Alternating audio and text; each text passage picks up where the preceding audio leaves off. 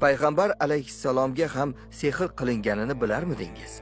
Labib ismli kishi payg'ambarimizning soch tolalarini bir taroqqa o'rab sehr qildi. So'ngra uni quduqqa otdi.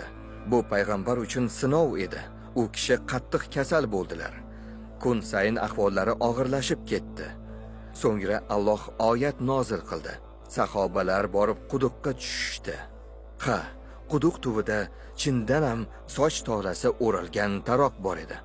Ushbu voqeadan keyin Falaq va Nas suralari nozil bo'ldi. Taroqqa 12 soch tolasi o'ralgandi. Ushbu ikki surada ham 12 oyat nozil bo'ldi. Allohning payg'ambari har bir tugun uchun bir oyat o'qidilar. Har safar o'qiganlarida bittadan tugun yechilib, ahvollari o'nglana boshladi.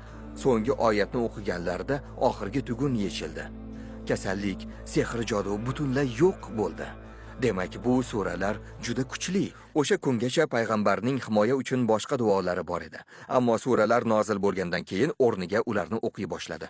Payg'ambarimiz har kecha yotishdan oldin ushbu ikki surani Ixlos surasi bilan birga o'qib, keyin qo'llariga puflar, so'ngra qo'llarini tanasining qo'li yetadigan qismlariga surtib yotardilar.